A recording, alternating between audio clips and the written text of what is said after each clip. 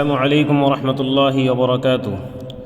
آج کی اس ویڈیو میں وضو کے فرائض ہم جانیں گے اور وضو میں کتنی چیزیں سنت ہیں اس کو جانیں گے۔ تو چلتے ہیں وضو کے فرائض کی طرف۔ تو سمجھنا چاہیے قرآن کریم کے اندر اللہ رب العزت نے سورہ مائدہ کے اندر بیان فرمایا ہے، یا ایھا الذین آمنوا اذا قمتم الی الصلاۃ فاغسلوا وجوہکم وایدیکم الی المرافق وامسحوا برؤوسکم وارجلکم الی الکعبین۔ گویا کہ اس آیت کریمہ میں اللہ رب العزت نے وضو کے فرائض کو بیان فرمایا ہے۔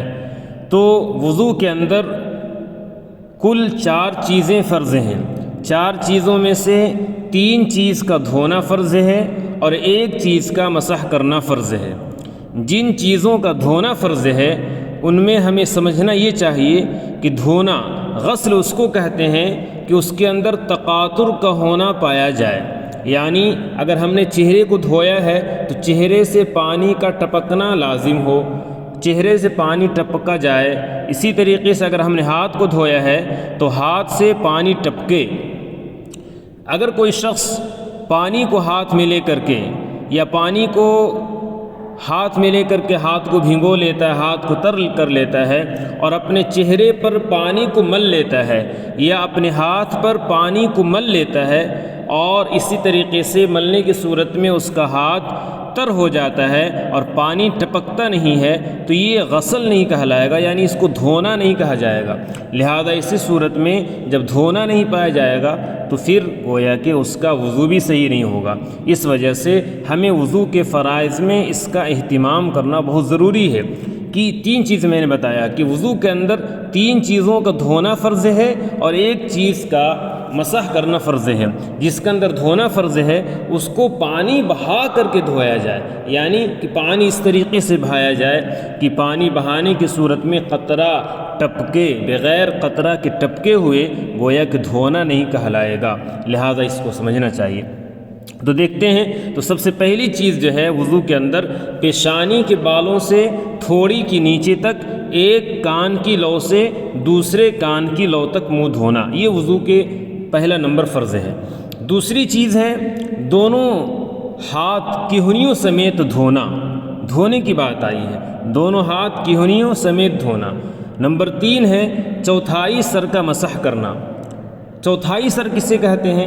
چوتھائی سر کہتے ہیں یعنی سر کو 4 حصوں میں تقسیم کیا جائے، سر کو 4 حصوں میں تقسیم کیا جائے اور 4 حصوں میں تقسیم کرنے کے بعد ایک حصہ جو ہوگا وہ چوتھائی سر ہوگا۔ جیسے کہ 1 کلو کا 1 پاؤ گویا کو چوتھائی ہوتا ہے، اسی طریقے سے سر کو 4 حصوں میں تقسیم کیا جائے گا تو ایک حصہ چوتھائی ہوگا۔ تو چوتھائی سر کا مسح کرنا یہ فرض ہے۔ نمبر 4 ہے دونوں پاؤں ٹخنوں سمیت دھونا۔ یہ تو وضو کے فرائض ہو گئے اور وضو کی سنتیں ذکر کرتے ہیں۔ سب سے پہلی چیز ہے وضو کے اندر جو سنت ہے نیت کرنا، دوسری چیز ہے بسم اللہ پڑھنا، تیسری چیز ہے پہلے دونوں ہاتھ گٹوں تک دھونا، نمبر 4 ہے مسواک کرنا۔ مسواک کرنے کے بے شمار فضائل بیان کیے گئے ہیں۔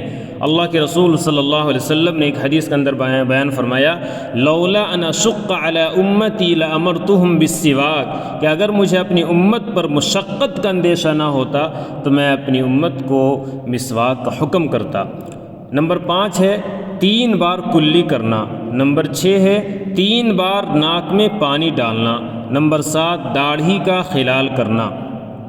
نمبر 8 ہاتھ پاؤں کی انگلیوں کا خلال کرنا۔ نمبر 9 ہر عضو کو 3 بار دھونا۔